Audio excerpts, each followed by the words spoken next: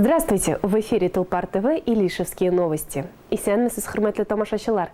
Тулпар ТВ каналында Илеш телерадиокомпаниясы сезне сәламли. Студияда Алина Хадимуллина. Бүген безнең тапшыруда. Илеш игенчеләре ныклап язгы чәчүгә тотынды. Урал җәмгыятендә бу җәһәттән эшләр оешкан төстә бара. Район хакимиятендә Башкортстан Республикасының экология министрлыгының Нефтекама территориаль идарәсе катнашлыгында тирә-як мөхитне саклау өлкәсендәге законнарда булган яңалыкларны җиткерү максатында семинар-киңәшмә узды. Бер көндә спортсыз үтми узган шимбәдә районда бер юлы 3 зур ярыш оештырылды. Велоспорт буенча Башкортстан Республикасы беренчелегенең зональ этабы, армрестлинг буенча район беренчелеге һәм өстәл теннисы буенча район турниры. Ширеккүл авылы тарихына байкау. Ветеран-педагог Сәлимҗан Муллаянов иҗат иткән «Туган җирем минем» дип аталган китабы дөнья күрде. Шулай ук чын күңелдән музыкаль котлаулар тапшыру, реклама һәм белдерүләр эфирда үз урынын алыр. Безнең белән калыгыз.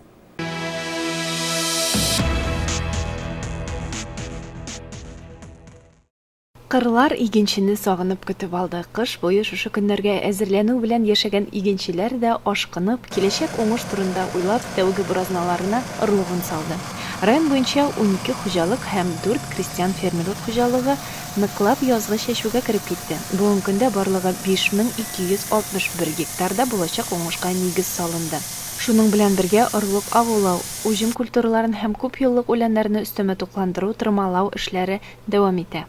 Урал җәмгыяте уңганнары һәр елдагыча язгы кампанияга яхшы әзерлек белән кирип китте.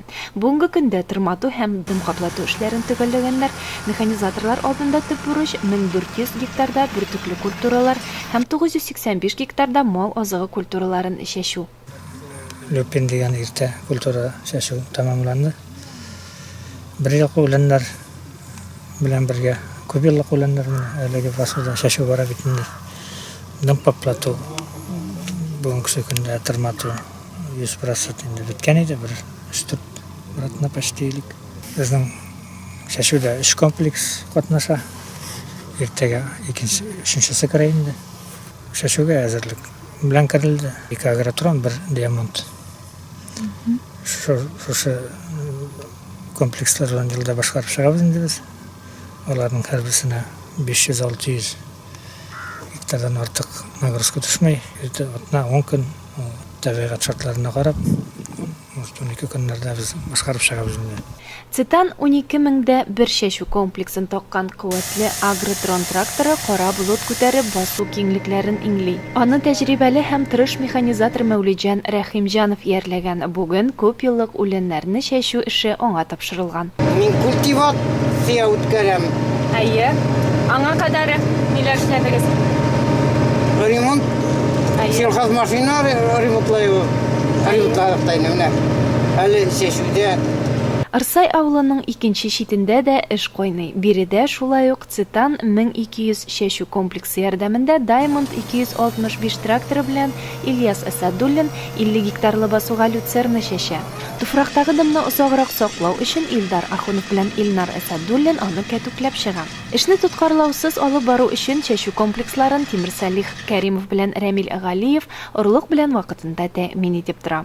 Уралда эшләр көйле бара. Шулай дәвам итсен. Хәерле язлар, җәйләр булып, район басу кырларыннан мул бәрәкәтле уңыш җыеп алырга язсын. Дым бар чакта чәчеп калырга өлгерергә генә кирәк. Тик уңышлар телибез игенчеләргә. Алина Хадимуллина, Илеш телерадиокомпаниясе.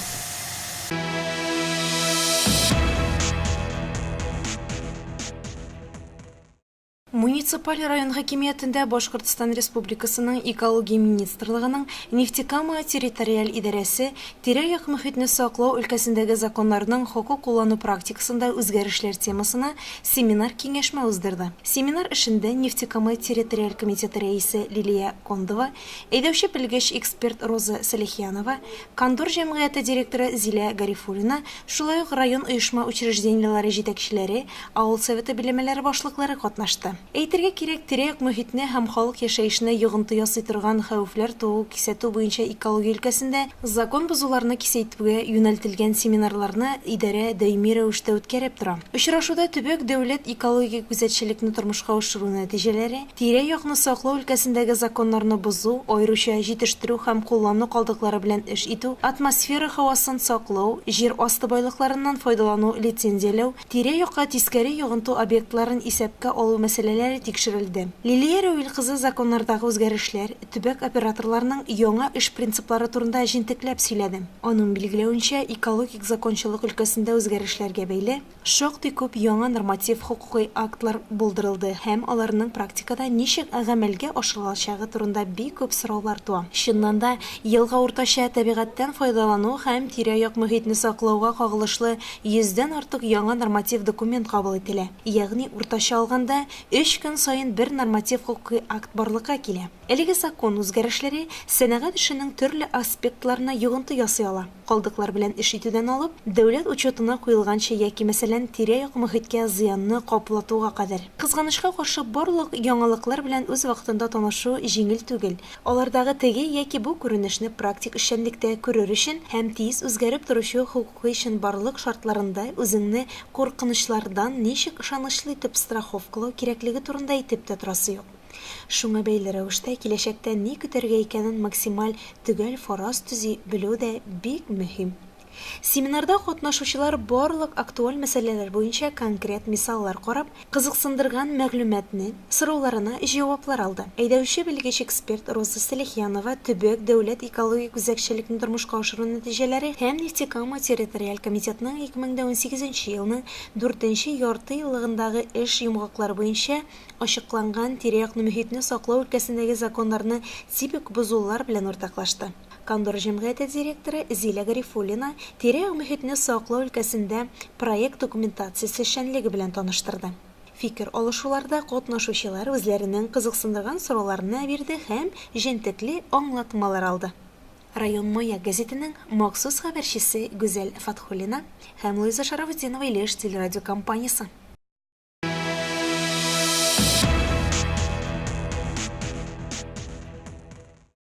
На открытое первенство по армрестлингу в физкультурно-оздоровительный комплекс съехались всего 65 юных спортсменов из Илишевского, Бакалинского, Балтачевского, Чекмагушевского, Краснокамского районов, городов Дюртюли и Уфа.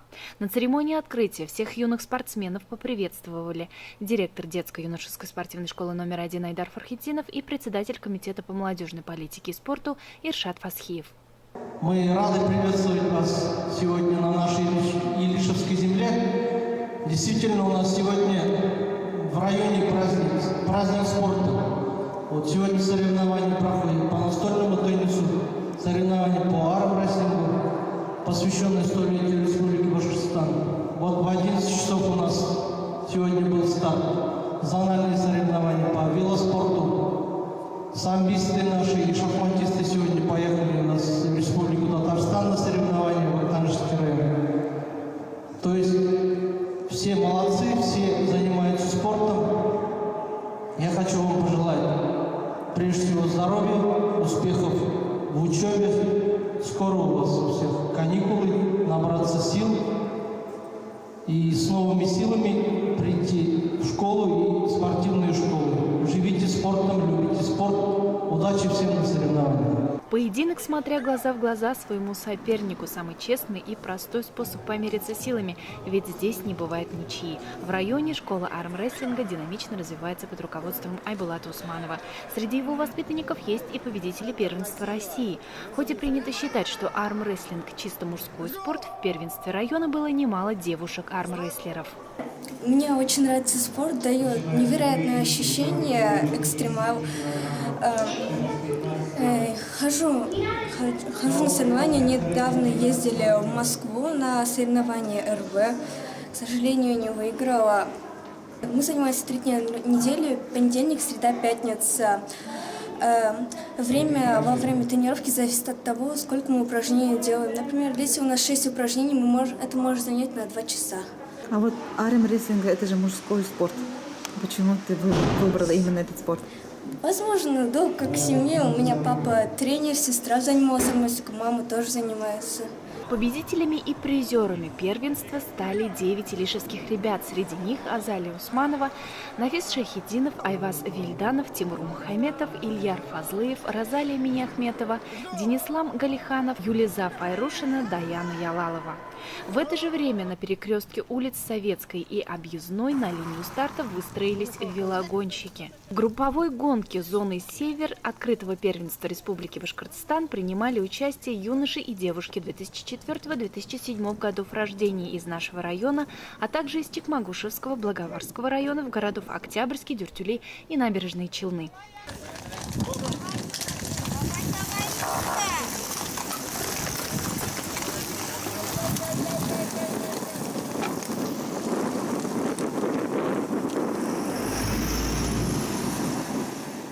Подопечные Вали Рахмангулова, Дания Фатхлисламова, Алмаз Гильданов, Альберт Курбанов, Ренат Гильфанов, Ренат Бадаутинов, Загид Фарахуддинов, Равиль Миникаев показали отличный результат, завоевав второе место в командном зачете. Довольные и с кубком соревнований уехала и команда города Октябрьск, занявшая первое место. Приехали мы из города Октябрьского, уже не первый год мы здесь проводим зональное первенство.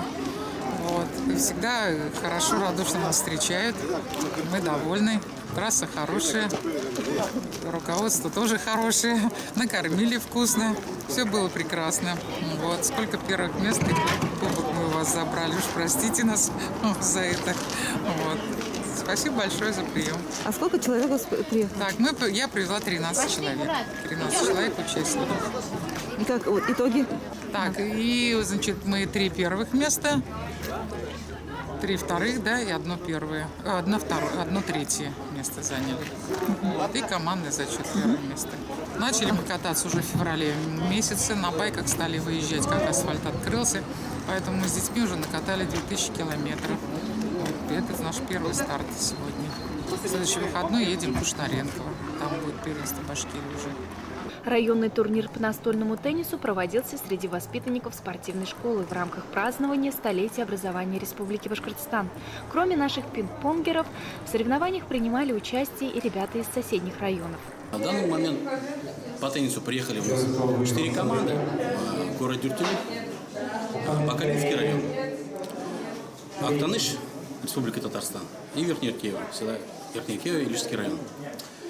Заявилось у нас на данный момент 55 участников, возрастная категория 2005-2007, 2008-2009, 2010 и моложе, и мальчиков, и девочек.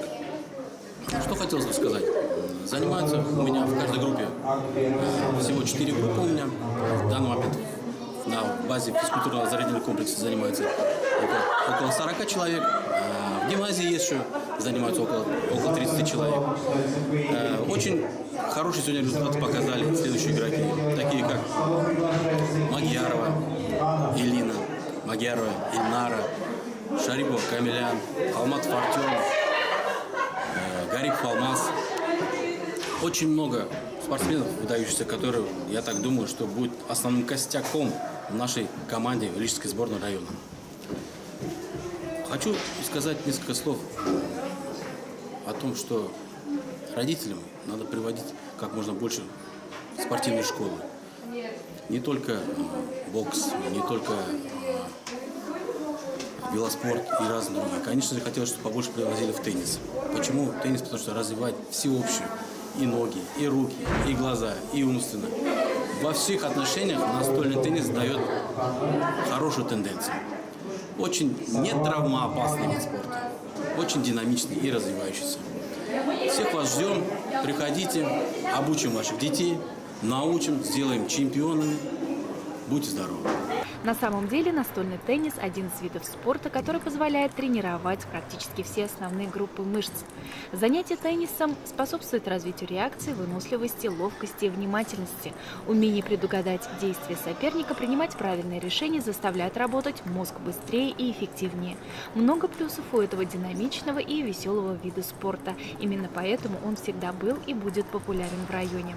Что же касается итогов турнира, первую ступень пьедестала заняли Ильнара Магиарова, Алмаз Гарипов, вторые и третьи места у Ильгама Ихсанова, Дамира Хасанова, Зилии Куповой, Ильвины Резвановой, Артема Халматова, Искандера Миннигалиева, Диляры Муслуховой, Аделины Хасановой.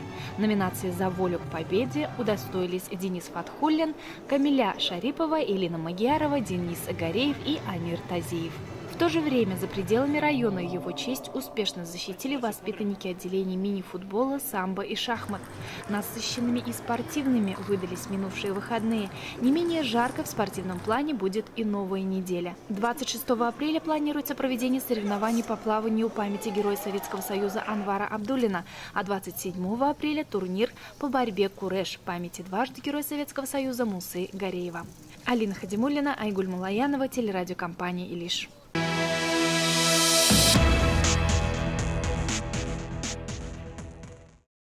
Шушы көннәрдә Ширеккүл авылы тарихы турында Русия Федерациясының башлангыч һөнәри белем бирүнең мактаулы хезмәткәре, хөрмәтле ветеран Сәлимйан Муллаяновның «Җирем, туган җирем» дип аталган китабы дөнья күрде. Шул уңайдан район үзәк китапханәсендә Илһам әдәби-музыкаль клубы җитәкчесе Клара Халиуллина китапның тәкъдим итү кичәсен оештырды. Күркәм чарага китап авторының гаиләсе, туганнары, авылдашлары, дуслары, әдәбият сөючеләр һәм яшь буын вәкилләре җыелган иде. Китап Уфа шәһәрендә Матбугат дөньясы нәшрияты Казна предприятиесендә 164 битле булып, 200 данә белән басылган. Китапның тышлыгы каты форматта үзенә җәлеп итәрлек итеп эшләнгән. Һәм анда Ширеккүл авылының матур табигате, район халкының җәй айларында яраткан ял итү урыны, югары Ширеккүл буасы һәм аның янындагы табигаты төшерелгән. Китап «Рәхмәт сиңа җирем» дип аталган шигырь белән башланып китә. Ары-таба китапта төрле архивлардагы язмаларга, тарихи истәлекләргә, заманында авыл тарихы белән кызыксынучы ил картларыннан ишетелгән фаразлауларга, риваятләргә нигезләнеп язылган авыл тарихы, биредә яшәүче халыкның язмышлары, рухи байлыгы һәм аерым шәхесләре турында бәян ителә. Ветеран җитәкчеләрнең фамилияләре, Бөек Ватан сугышында җиңүгә зур өлеш кертүчеләр, күренекле шәхесләр, җитәкчеләр, хезмәт коллективлары, районыбызга, республикабызга, алай гына да түгел, дөньяга исемнәре танылган шәхесләр турында тулы мәгълүматлар җиткерелә. Авылның күренекле кәпәри нәселләре турында да мәгълүмат бар. Китап аңлаешлы тел белән язылган һәм күп кенә фоторәсемнәр урын алган. Әлеге китапны кулга алгач, авторның ерак тарих битләреннән килүче шул кадәр бай мәгълүматны туплый алып, халыкка бәян итә алуына сокланып куясың. Туган авылым Ширеккүл турында китап булмавы күңелемне шактый еллар борчыды. Тамырлары ерак гасырларга барып тоташкан авылның килеп чыгышын, үткәнен, анда гомер кичергән халыкның хатирәләрен бер китапка туплыйсым килде. Бу китапны чыгару күптәнге хыялымның берсе иде. Һәм ниһаять чынга ашты ди Сәлимйан Хәбибулла. Бик башкача әйткәндә, әүдем җыелганыгыз өчен сезгә чын күңелемнән рәхмәтемне белдерәсем килә. Минем шатлыгымны бергәләп уртаклашканыгыз өчен дә. Менә бу китап өстендә мин 6 елга якын вакыт сарыф иттем. 5 yıl yarım indi. Bu nereden başlandısın diye kирәк. Min үзебезнең нәселнең, Кәпәрәй нәселенең шәҗәрәсен төзи башлаган идем. Авылның барлыкка килү вакыты турында ул төрле информация бар, әлбәттә, аны төрле источниктан төрлечә әйткәннәр инде. Ну, в основном, 1766 елда беренче мәртәбә телгә алына дип язылган инде бер фәнни эзләнүләргә. Дүмәйнең шәҗәрәләр китабында шундый анда сүзләр бар. Ширеккүл исемле ир кәйне телгә алалар. Аның кызы була, ул кызын хәзерге Дүмәй тирәсендә яшәгән Диваева дигән авылда кияүгә бирәләр. Шушы Дүмәйләрнең, Дивайларның хронология буенча әгәр дә эзенә төшсәң, Ширеккүл ул 16-нчы гасырларның беренче яртысында середине 16 века барлыққа келген сөз туа. Ауылның исеміне келген шағында менің шоны ғана айтасым келе. Халық білен халық арасында нендейдер ол ұшаған сөздер ұшырай ол әлбәтте. Шіріккүл сөзін менің көңіліме ятыш міне жиреклі күл деген сөзден алынғандырыла басады. Чүнки ұлыларының айтуы бойынша да әлеміне Уфа трассасына шыққан көпірінің үскі яғында түген ерке яғына, шыннан соң Куйбышевның Сабантой жерлерінде алай, олар біз еш вақытта гіл жиреклі, онда сазлық, онда күл бар бұла тұрған еді. Иней мәрхім айтуы бойынша, онда қара орман еді, заманында деп сөйлей жүреді. Нуананы 60-шы жылларда тіге нефт шығара башлағаштан, ол жаны бітті, мескен қаз үрдәклер қап қара болып нефтке батып, қайтып кіре тұрғаннар еді сузылышы бәйе. Ол қазір онда жиреге де yok, бір нәрсесі де yok. Нешік кіна әйтсәң де, шерек күл деген сөз ұлттан шыған шерек күл сөзіне тура келмей деп кіна әйтесін келемейім. Шора барышында китапқа аның авторына қарата кешегі жиылушылар тарафынан бик көп жылы сөздер әйтілді, фикерлер жеткірілді, рәхмәт сөздері яңғырады. Бүгін біз бик матур шараға жиылдық. Бізге шіркүлер үшін бұл икілеті сүйінішлі шара. Чөнки біз бүгін өзіміздің ауылымыздың тарихын, өткенін, әлігісін, кішілерін, ауыл тұрмышын шағылдырған китапның презентациясына жиылдық. Сәлимян абый, сіздің мұнда көп зор үлішігіз кірген бетінде сізге біз ауыл советтер хакимияты есімінен, өзімнің есімінен, ауылдашлар есімінен зор рәхмәт әйтіп баш иябыз. Рәхмәт сізге. Шушы хезмәтегез өчен. Өткен атнаның Сәлимян Хайевичның китабына ие булдым. Китап язуны мен бик зур эш дип табам. Тирән эчтәлеккә ие булган бу китапны укый башлау белән Ширекүл тарихына яшәгән кешеләрнең көндәлек тормышы белән таныша алабыз. Фото-презентация, китап күргәзмәсе, музыкаль номерлар, иң мөһиме яңа китап. Булар барысы да барлык Ширекүлләр һәм чарада катнашучылар өчен чын бәйрәм булды.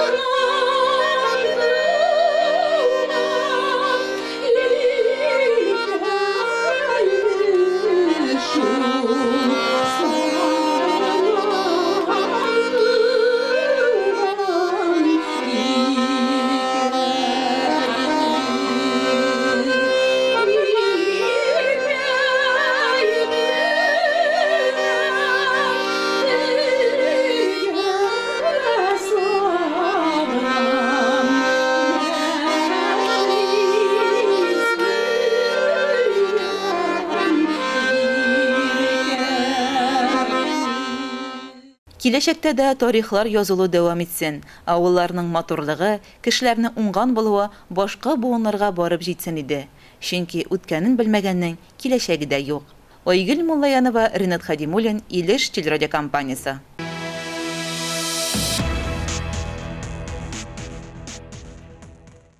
Уважаемые жители Республики Башкортостан, с января текущего года в России осуществляется переход на цифровое вещание.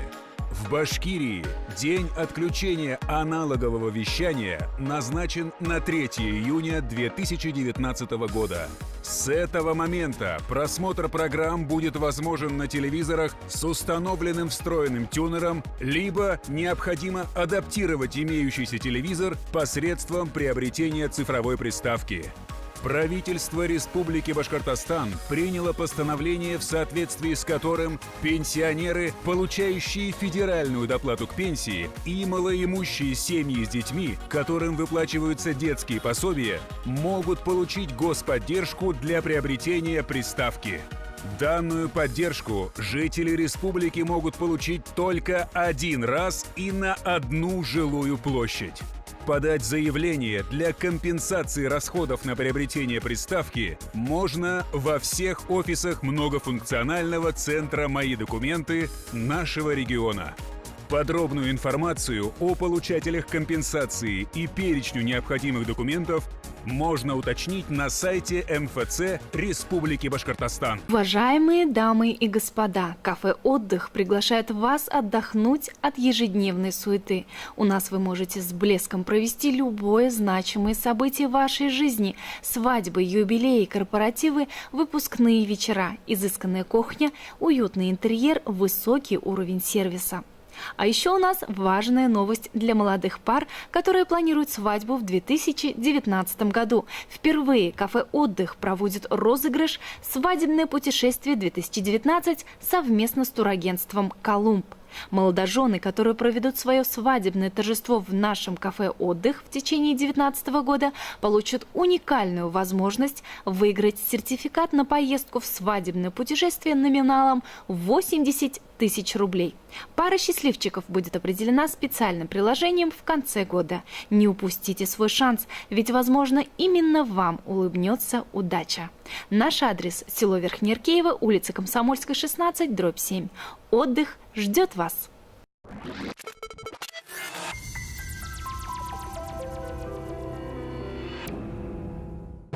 Я еще в детстве решил попробовать. Некоторые для крутости начинают это делать. Я не такой. Вообще часто этим занимаюсь.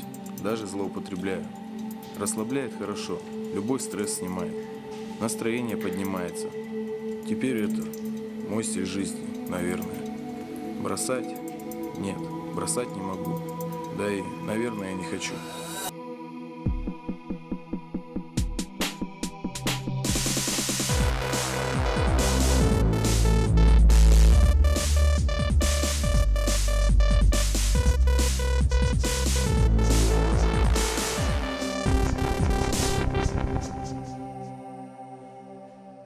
Наркотики убивают.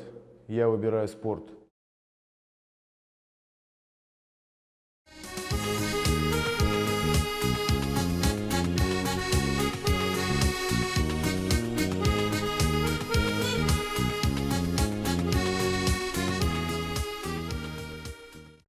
Исәнмесез, хөрмәтле тамашачылар, һәм әлбәттә матур гомер бәйрәмнәрен билгеләүчеләр.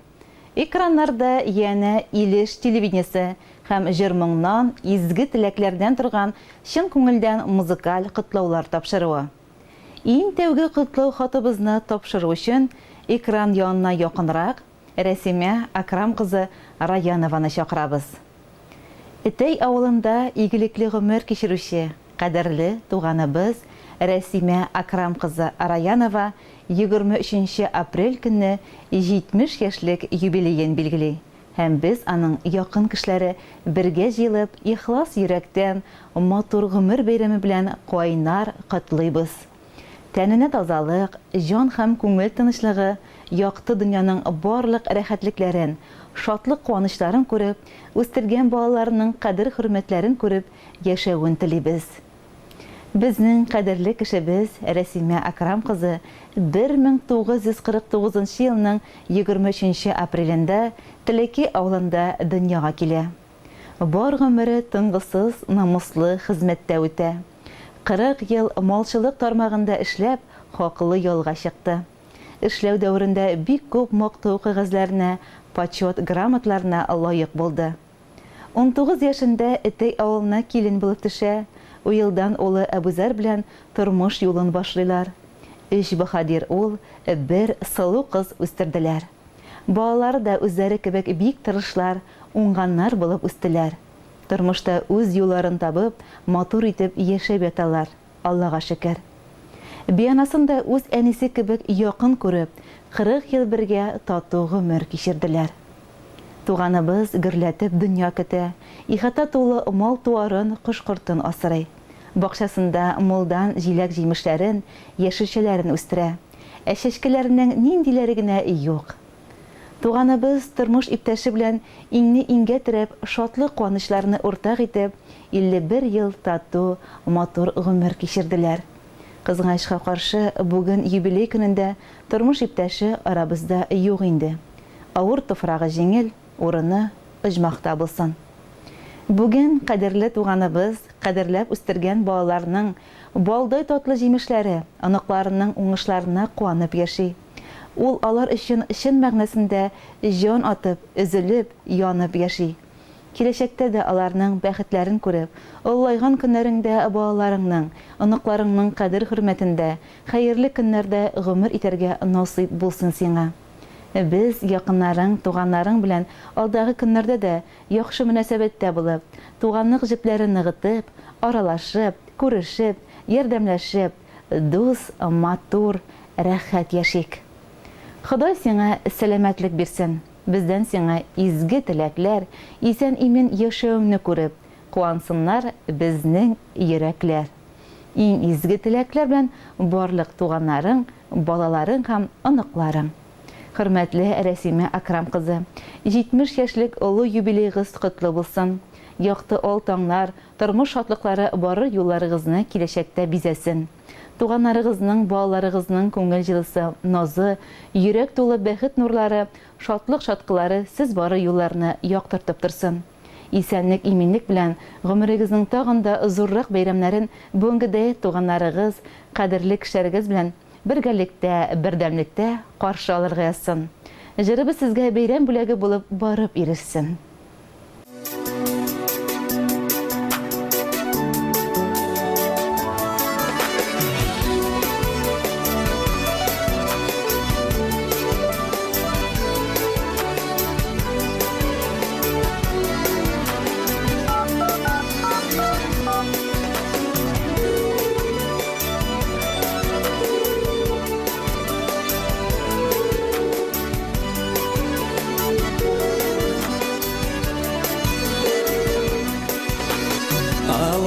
Әнием иштәсеңме, таныдыңмы балаңны?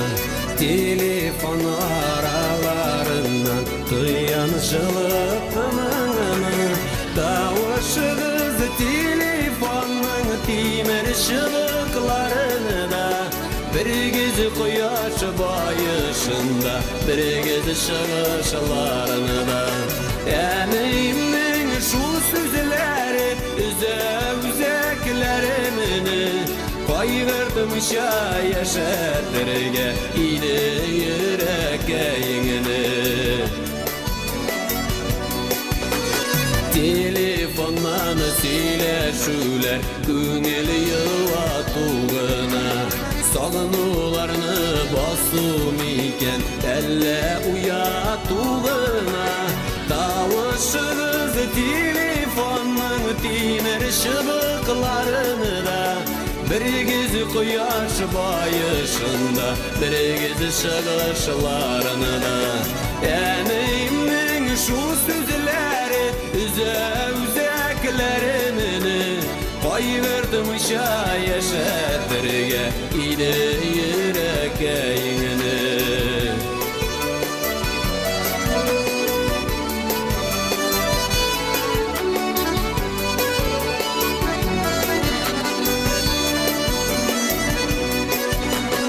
Көтәсің хәбәребезне, айларда йөрмәсәк тә, син керәсең хәлебезгә, без керә белмәсәк тә. Тавышығыз телефонның тимер шыбықларында, бір кез құяш байышында, бір кез шығышларында. Әнейімнің шул сөзләре үзәкләремені кайгыртмыйча яшәтергә иде йөрәкәеңне. Әнием туган көнеңдә барыбыз да без бергә, телефоннарда ялайтсыннар бүгенегә. Тавышығыз телефонның тимер шыбықларында, бір кез құяш байышында, бір кез шығышларында. Әнейімнің шул сөзләре үзәкләремені кайгыртмыйча gördümüşa yaşatırga ide yürekke yengini Boy gördümüşa yaşatırga ide yürekke yengini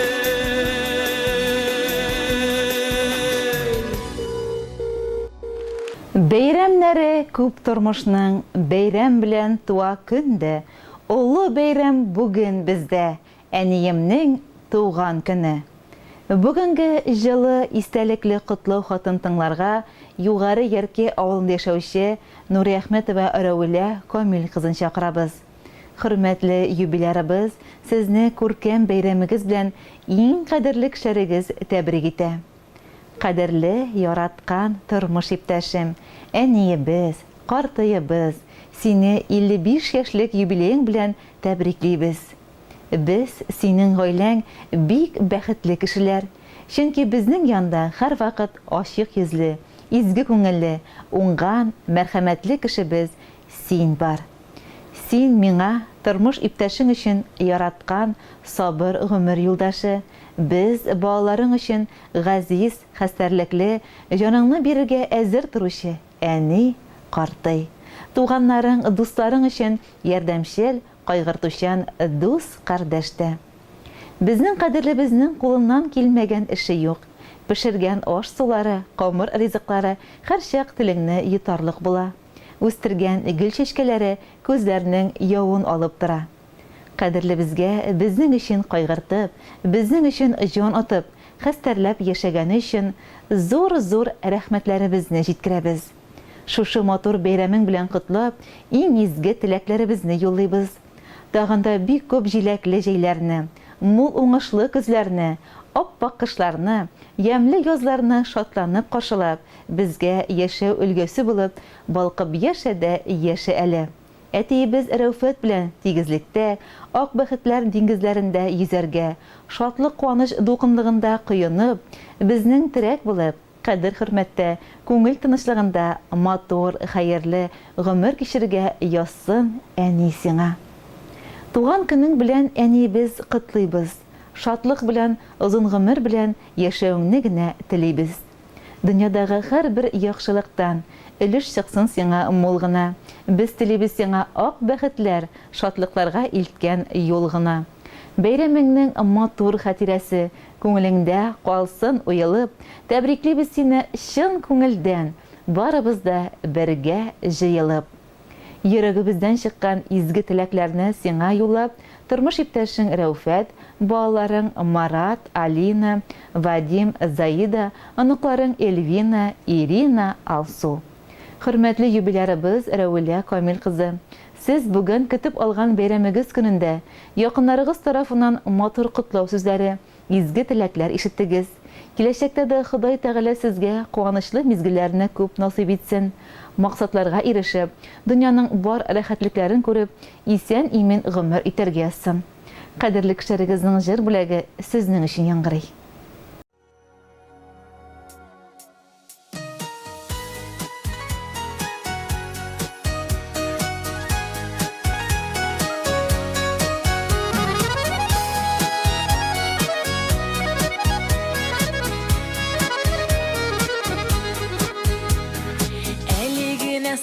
Sabıydık, eligine belki, ni arada yağız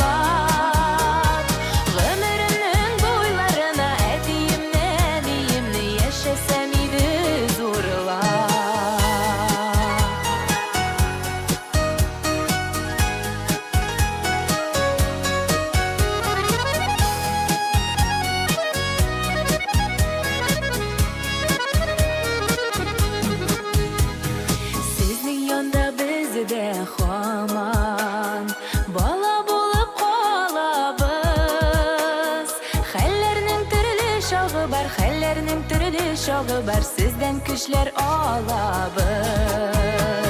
Вакытлары җитми диек, киянләнгәнегездә.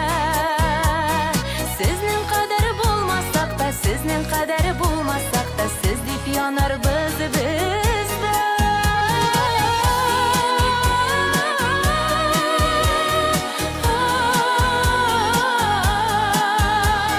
Сезгә булган хисләремне, балалык рәхмәтләремне ишеттерәм шушы җырның көе сүзләре аша.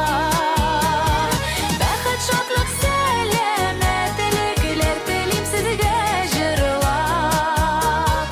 Гомеремнең буйларына әтиемне, әниемне яшәсәм иде зурлап.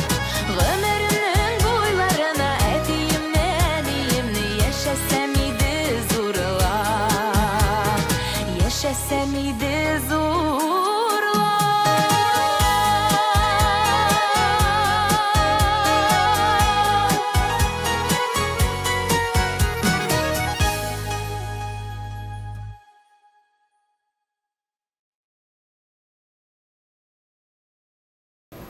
Экраннар яныннан ерак китмәгәнсездер, хөрмәтле Рәвилә Камил кызы. Чираттагы җылы эчтәлекле котлау хаты да сезгә атап язылган. Бар кешеләр каршысында гомер кояш булып балкысын. Котлы булсын синең юбилеең. Шатлык белән үтсен һәр көнең. Бу шигъри юлларны югары Ярки авылында туып үскән хөрмәтле кодагыйга Рәвилә Камил кызы Нурәхмәтовага юллыйбыз дип язалар бу котлау хатын кодасы Азат, кодагые Лира. Нәкъ бүген 23 апрель көнне хөрмәтле кодагыебыз шатлыклы гомер бәйрәмен 55 яшьлек юбилеен билгели. Сиңа ныклы сәламәтлек, җан тынычлыгы, бәрәкәтле тормыш, кодабыз Рәүфәт белән шиксез бәхет, шатлыклар кичереп яшәүгезне телибез. Киләчәктә дә бергә балаларның кадер-хөрмәтен күреп гомер кичерергә язсын. Кадерле без, матур язлар алып килгән истәлекле гомер бәйрәмең белән котлап, сиңа бәхет телисебез килә.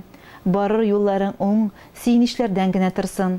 Тагында зуррак юбилярыңны бүгенгедәй шат, көләч йөз, күтәренке кәефләр һәм исәнлек, саулык белән каршы алырга язсын иде. Юллар узын, еллар тыныч булсын, кояш сипсен, һәр чак җылысын. Бәхетләрнең шатлык куанычын бирсен Ходай иң зурысын. Сиңа булган шиксез хөрмәтебез урын алсын йөрәк түрендә. Шатлык куанычлар, зур бәхетләр, юлдаш булсын гомергә. Ихтирам белән кодагые Азат, Лира. Хөрмәтле Рәвилә Камил кызы, 55 яшьлек юбилеегыз мүбәрәк, истәлләрегез түгәрәк булсын. Киләчәктә кодагыларыгыз, якын кешеләрегез белән дуслык күперләре аша аралашып, тату, матур яшәргә насыйп булсын. Күркәм туган көнегез котлы булсын. Якыннарыгыздан тагы бер җырлы моңлы бүләкне кабул итеп алыгыз.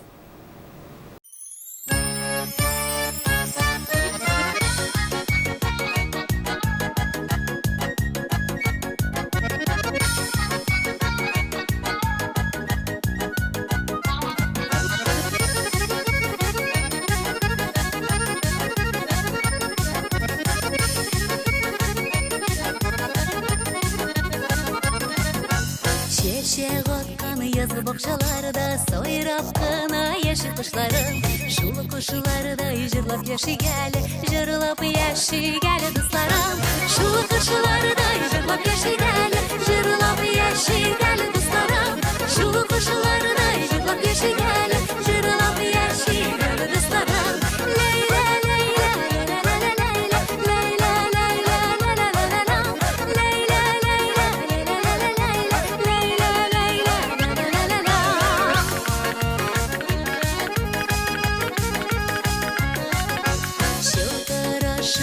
Çeşmelerine tınlap duyalım iki canım. Çeşmelerde jırlap yaşaygəl, jırlap yaşaygəl dostlarım. Çeşmelerde jırlap yaşaygəl, jırlap yaşaygəl dostlarım. Çeşmelerde jırlap yaşaygəl, jırlap yaşaygəl dostlarım. Leyla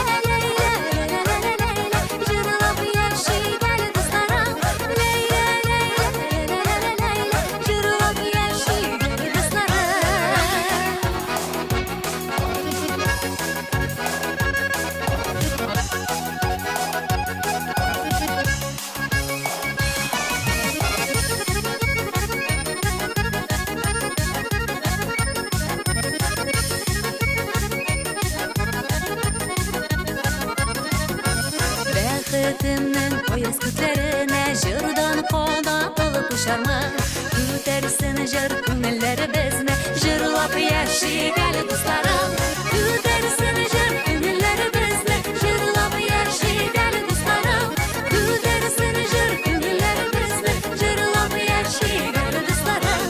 Лейла лейла лейла лейла лейла лейла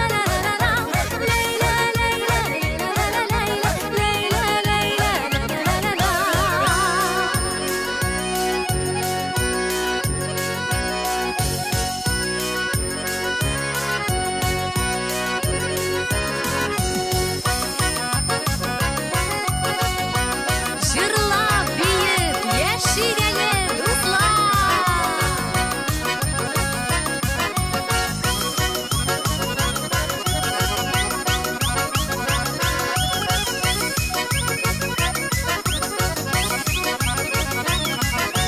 Күтәрсен җыр күңелләребезне, җырлап яшик әле дусларым, күтәрсен җыр күңелләребезне, җырлап яшик әле дусларым.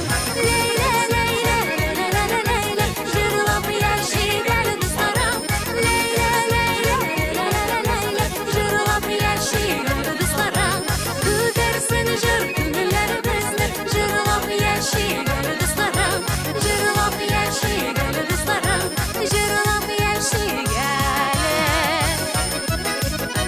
дусларым.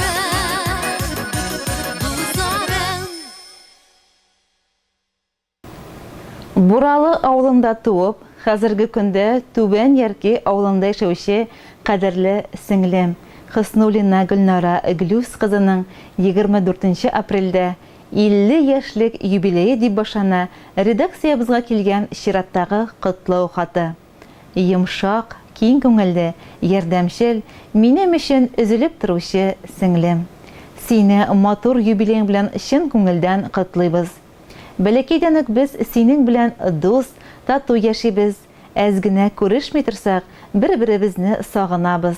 Күрешкәч, сөйләшеп туймыйбыз. Сеңлем, сиңа ныклы сәламәтлек, бәхетле озын гомер, җан тынычлыгы, чиксез бәхетләр телибез. Якты ал таңнар, зәңгәр күкләр синең күңелеңне яктыртсын, балкытып торсын. Таң җилләренең назлысын, эшеңдә зурдан-зур уңышлар, яхшы күтәренке кәеф юлдаш булсын сиңа. Сеңлебез тормыш иптәше Ришат белән 3 бала, бер кыз, 2 ул тәрбияләп үстерделәр. Яхшы тәрбия, белем бирделәр. Сеңлем аш-суга да бик оста. Ул бер генә көндә пешеренми тормый. Аның табыны көндә кунак көткән кебек мол. Тормыш булгач, дөнья гел уңай яктан гына бармый, авырлыкларын да күрсәтә. Авыр чакларында миңа да бик ярдәм иттеләр. Карадылар, әле булса аларның ярдәме белән яшибез. Кадерле сеңлекәшем, син бу дөньяга минем бәхетем өчен тугансыңдыр. Миңа күрсәткән игелекләрегез үзегезгә меңе белән әйләнеп кайтсын. Бүтән авыр көннәр булмасын, кайгы хәсрәтләр күрергә язмасын. Үзегез кырган матур дөньяларыгызда Ришат белән тигез яшәгез. Табыннарыгыз һәр вакыт мул булсын. Ходай насыйп итеп сиңа алдагы көннәреңдә дә сәламәтлек белән гомер итәргә. Балаларыңның, аныкларыңның шатлыкларына сөйнеп, якыннарыңның игелеген күреп яшәргә язсын иде. 50 саны бик зур санда түгел. 10 ел үткән бары 5 кабат, уйланыплар качак куянсыңдыр, үткән юлларыңа борылып бер кабат. Шулай да күпме язлар килгән, күпме сулар аккан елгада. Нинди шатлык бергә каршы алу, 50 еллык гомер уртада. Котлап сине юбилең белән безнең күңел фәкать шатлана. Яшигәле бергә яшик, бергә яшәү бетмәс тантана. Без телибез сиңа исәнлекләр, ак бәхетләр, тигез картлыклар. Кайгыларны урап үтсеннәр дә, китмәсеннәр килгән шатлыклар. Чәчләремә шаллар төшердең дип, үпкәләмик әле язмышка. Бу тормышның һәр мизгеле матур, язы көзе исән булганда. Картаямын диеп көйәләнмә, үзе бәхет җитү картлыкка. Үткән гомер үткән, яшьлек артта күптән, алдагысы үтсен шатлыкта. Моңгайларны сырлап буразналар үтсен, тик кайгылар гына күрмәсин. Яшик әле бергә, матур яшик, тик йөрәккә карау төшмәсен. Иң изге теләкләр белән сине яратып, апаң Раушания, җизнәң Илшат. Мәхәббәттә, бәхеттә, ныклы сәламәтлектә, тормыш иптәшегез белән бер-берегезгә терәк булып, балаларыгызның изгелеген күреп, туганнарыгыз белән гөрләшеп, дөньяның бар матурлыгын күреп, яшәвегезне теләп калабыз сезгә, хөрмәтле Гөлнара Гөлүс кызы. Алтын юбилейгыз мүбәрәк, өстәлләрегез түгәрәк булсын.